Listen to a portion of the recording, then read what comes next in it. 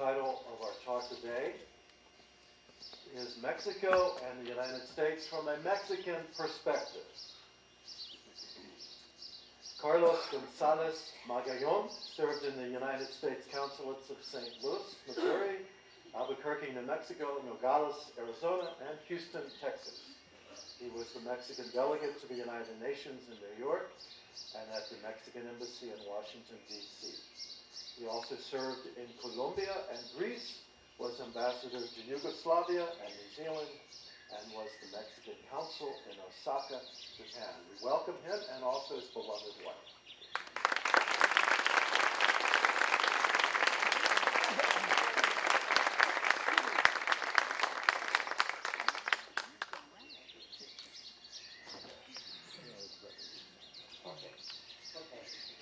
Buenos días. Can everybody hear me well? Yes. Well, talking about the tough act to follow after the meditation, and I will deplete some of my fancy words. It's with a great deal of trepidation. Is that a correct word? Good. That I'm here because after listening to my dear friend Michael Pagan, he was here two months ago. When was it that you were here? A month ago. And by the way, you must read his book, right? It's called Abraham Lincoln in Mexico. We haven't agreed on the commission yet, right? But no, seriously, it's a great book. It's a book that I read and I learned from it a lot, even though I pride myself of being a history buff. But I didn't know many good things that Michael wrote about it, about Mexico and Lincoln and Mexico. So, and also another thing that happened to a dear friend of mine, I should not say his name, of course, but a big bird or a small bird did a number on his shirt a while ago. So I'll be watching myself. No one knows what can happen to me. There are worse things that will happen to a speaker that will address controversial issues from a very, as the title says, from a Mexican perspective. And seriously, I hope no one will be offended because it's not my intention. And to begin with, I always like to talk about Mexico and the U.S. From the perspective of a border that separates the richest country in the world from a developing one, right? We like to call ourselves an emerging economy, although we don't know how low we have sunk to be emerging from. But anyway, seriously, if we were in South America, perhaps crossing the border from Mexico to Colombia, Peru, I'm not going to mention Venezuela at this moment because that's not really this tragic moment that they are going through. But if you do that, Ecuador, Mexico, Colombia, Peru, then the contrasts wouldn't be so terrible. No, because they are terrible, they are shocking. I remember very well as a very 5-6 year old boy when I crossed into Texas. Who's from Texas here? No one? Oh, you don't dare to say that you're from Texas? I'm joking. I saw my goodness, everything on the gringo side is paved. All the streets are paved, and in our poor Reynosa, Tamaulipas, they are not. But anyway, again, if you have that perspective, you would perhaps will understand how difficult, how challenging it is to have a solid relationship like we do now, regardless of what you may say or may hear, but we have a very solid relationship. And I was told not to handle too many figures, right? Because who was it? Mark Twain said, lies, then lies, and statistics. But figures I will use. Mexico and the U.S. share a border of 3,201 kilometers. I'm sorry, you're in Mexico. we function in kilometers, meters, and liters, and all that. Okay, and we have 48 points of entry along the border. We have 1 million documented crossings each day. Everybody talks about the undocumented crossings. There are a few hundred. I didn't bring the statistics with me, but I want to show you how is it that people do not talk about the dynamics of a border. Tijuana and San Isidro, or San Diego, if you will, is the busiest crossing point in the world. There's no other place like that in the world when it comes to crossings. It's the documented crossings. And since I know that I have a few Canadian friends here, I will mention Canada, so you don't feel neglected, right? The U.S.-Canada have a border of 800, let's say 8,800 kilometers. And another one with Alaska. Of course, everybody here in Mexico does not know that Canada has a border with Alaska. And in Alaska, they have 2,000 kilometers, more or less. But they only, I'm sorry to say this, they only have 300,000 crossings a day. Please compare this with Mexico and the U.S. So, I'm sorry, but some immigrant officers from both the U.S. and Canada must be very boring in some of those. Not so in San Diego, right? Because it's so tremendously busy. But then I'm going to make a point what I think it will be a strong point, what Mexico does for U.S. security, which is seldom spoken of. Nobody talks about it. Well, I have to say it, I'm sorry. A certain candidate that became president in the U.S. Said that Mexico does nothing to protect the U.S. So I have to say, with all due respect, that every country, every government has to look up after their own interests, right? That's the most important function of any government. But we do a lot, because why? Because we sit together with our American counterparts and they say security issues are essential to both our countries. So let me tell you about one thing. We have 80 embassies, Mexican embassies around the world. There are far too few, because we compare ourselves to Brazil, to Argentina, countries in Latin America that we, are there any press here? No. That we have a friendly rivalry, let's say that, and they have, Brazil has 120, 150, and we don't, because, you know why? Because we have to have 50 Mexican consulates in the U.S. But going back to my point, 80 embassies throughout the world. 79 of them, not the one in Washington, is doing a lot to keep people from coming to the U.S., believe it or not. And we spend money, good money, that we could spend in other things in Mexico and our foreign service that needs a lot of resources, if I might say so, especially in the paltry pensions that retired Mexicans. But anyway, I served in, well, New Zealand is a country that doesn't have too many problems with people trying to come over to, go over rather, to the U.S. through Mexico. But I was in Colombia in 1886, and that was a very, very difficult thing for us to do, because in 1986 we had to implement for the first time the issuance of visas to Colombians that wanted to come to Mexico as tourists. And if you know something about the history of Mexico, we had in the 50s, right, what we call the golden age of Mexican movies. We were an overwhelming cultural influence on every Spanish-speaking country in the world, right? Especially Colombia. Colombia loved that, loved the mariachis, loved that.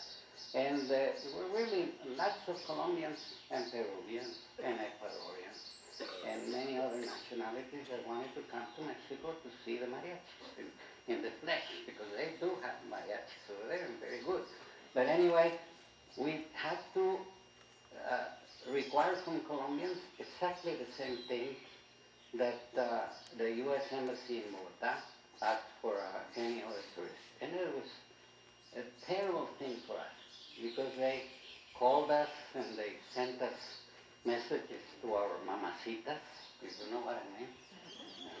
Some of you are bilingual. They mentioned our mothers not in a very good part. No, seriously, it was very, very difficult. And it was painful to us as Mexican diplomats. But we do this for the sake of what we call a regional safety net. And it's very, very, very important. And with all due respect, Americans or Mexicans realize what we do. I was and then in Athens, at the embassy in Athens, when the Albanian government collapsed. And all of a sudden, we opened the door of the embassy, we saw Albanians coming over, asking for a visa to go to Mexico.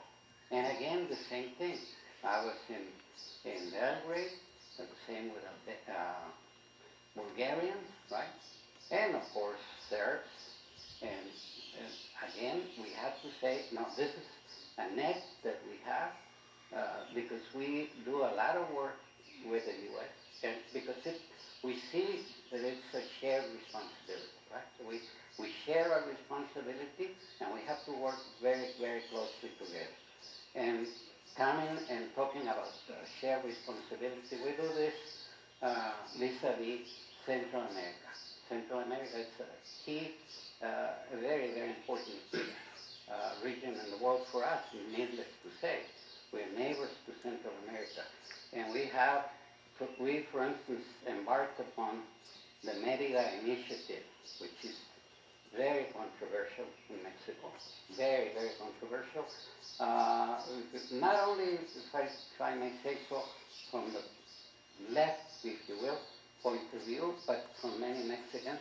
But we sit down with the U.S. It was subscribed in 2008.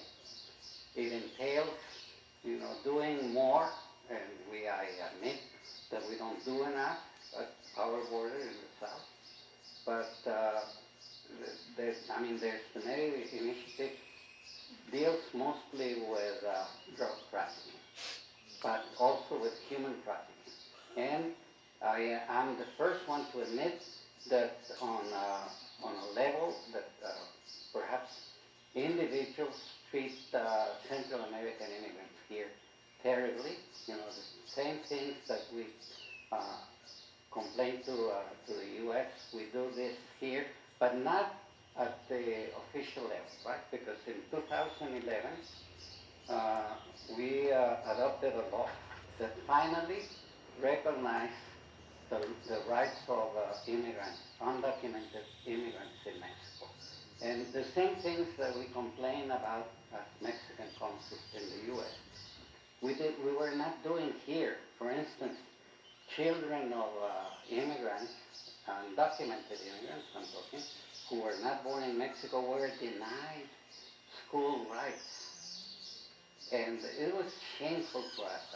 Being consuls in the U.S. and complaining about some of the abuses, because there were abuses and they are, but we were doing even worse things here. So finally in 2011, every child who is born outside Mexico and whose parents are undocumented, they are free access to public schools and to health services, among other things. All right, but then let us talk about the Mexicans in the U.S. This is a very, very important issue for us.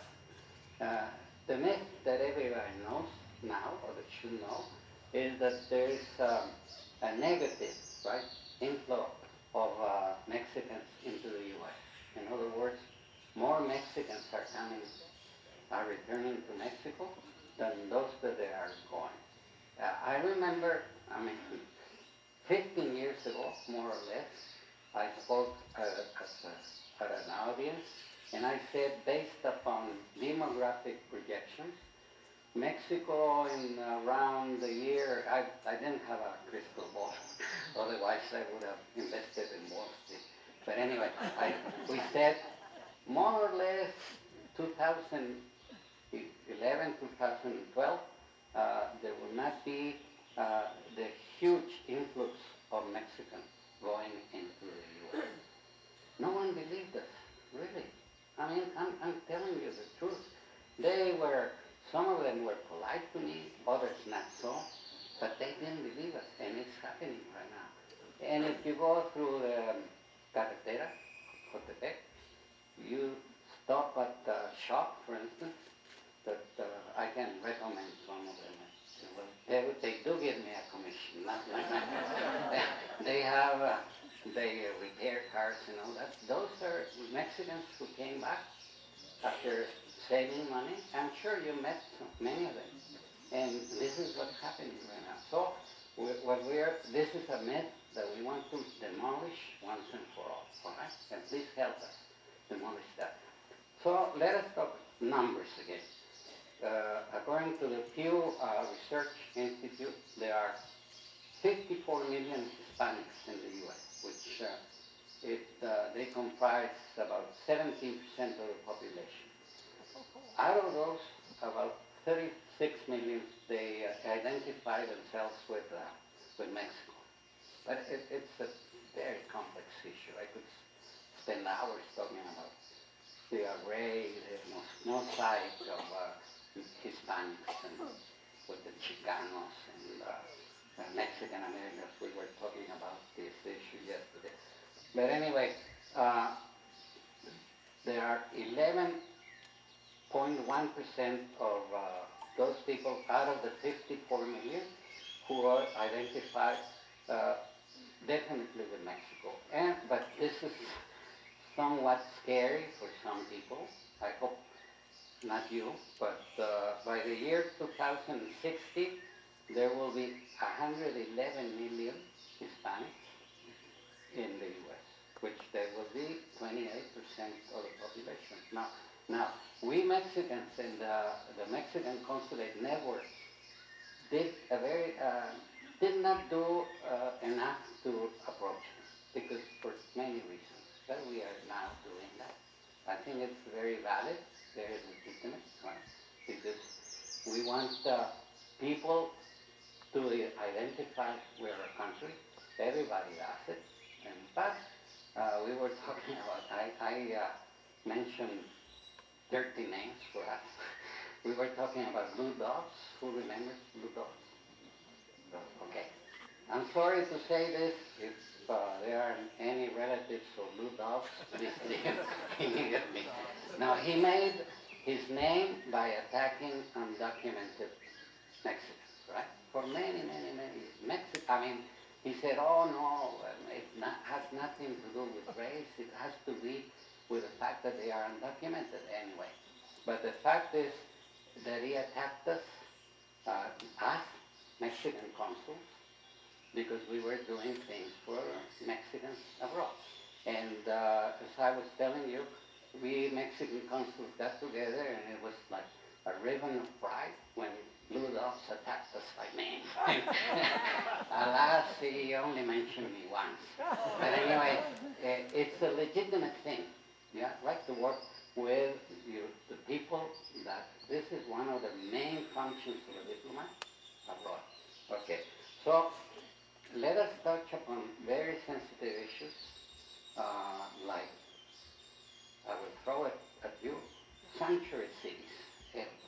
It elicits a reaction, like I would say, a Pavlovian reaction. Oh my God, sanctuary cities. And the thing is that every Mexican consul in the U.S. sits down with police authorities.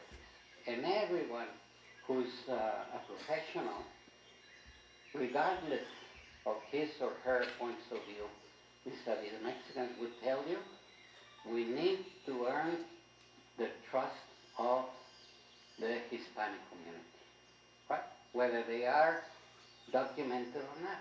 Why? It's very simple. I mean, if crimes are committed, they will not come to us. If we go and call the immigration authorities, that's one myth that I want to pulverize because it's only makes sense. Another thing, for instance, the opposition, is one, for instance, that I can mention lots and lots. People who do not want undocumented persons to acquire driver's licenses. It's, I'm sorry, I have to be blunt, sheer lunacy.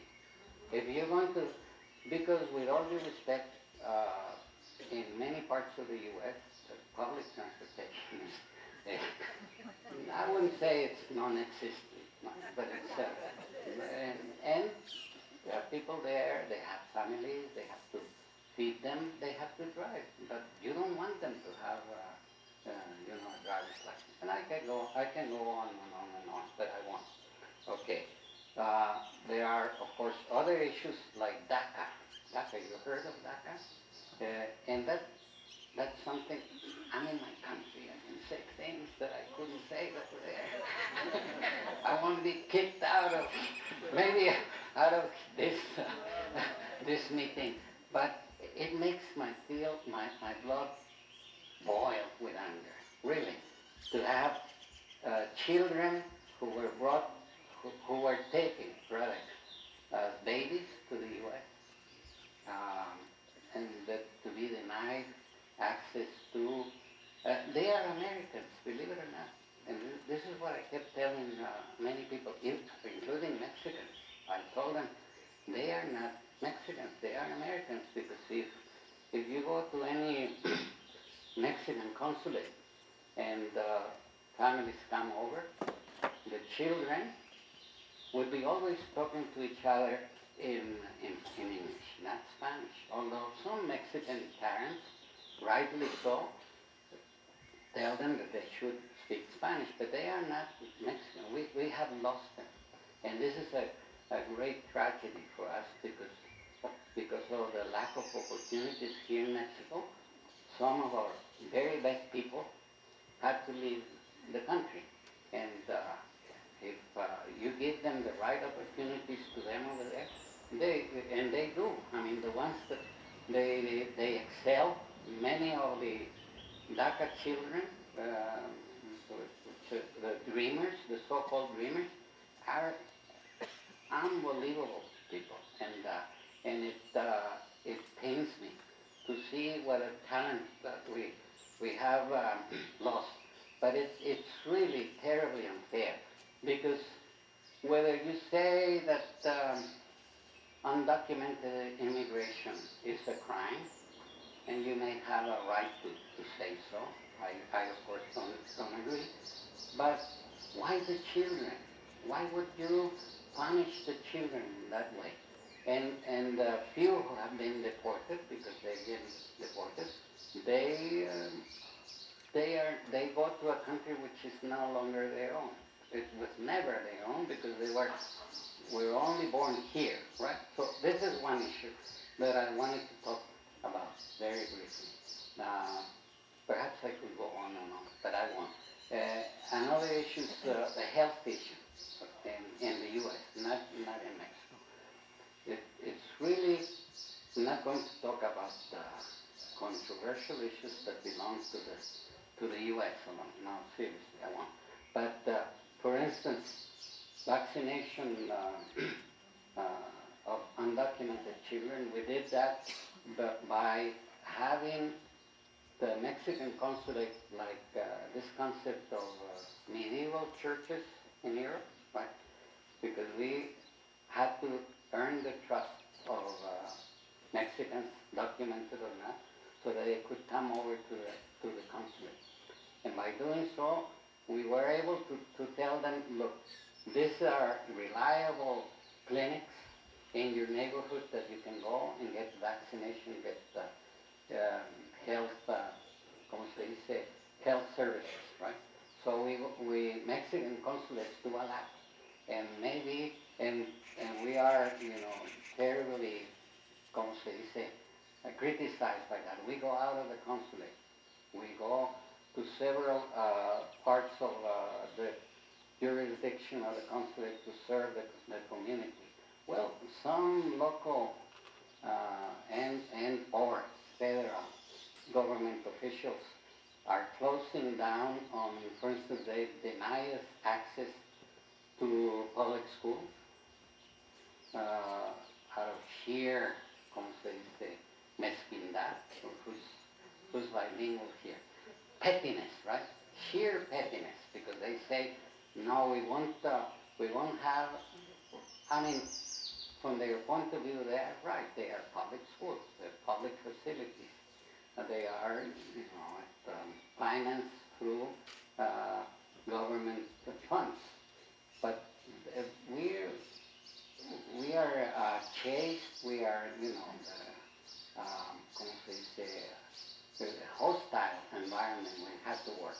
But we do so because it's a great pride that we approach our people over there, and we'll keep doing so without infringing upon international law, because sometimes people say we do.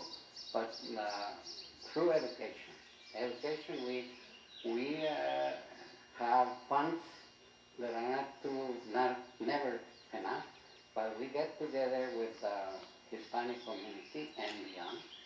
Because, for instance, I was in Houston, and a great friend of mine, who's a demographer, told people in a very, very large crowd, he told them, look, Houston is already, the children in Houston are already, the majority are Hispanic. There's nothing, it's very controversial, right? But it's something called the truth. There's nothing, really nothing you can do about it, except investing in their education, right? Because if you want, and he pointed to middle-aged, not getting personal here, right? Middle-aged people, and they said, you have to invest in their education, because they are, when they grow up, if they are not, a professional, they will not contribute to your retirement. So do it not because, no, this is I'm stealing a great idea from people, because they said, do it not because you like them. He shook them. I wish I could, perhaps we could invite them. Do it not because you like them. Do it out of your own interest, right? So I've been given a yellow card here by my friends. So let us wrap up this, what I call an introduction, by saying that really things were not looking too good for us on January the 20th, 2017. We were reviewing many things that were said during the election process, and many of you, I would say this, benefited from the Mexican peso, right? You saw the graphics of the Mexican peso when January the 20th went, and this is what I say you benefited from it. But now we are going back. We are going back, and I will take again things that I said a couple of times. Sorry, Michael, for the wonderful book that Michael Corgan wrote,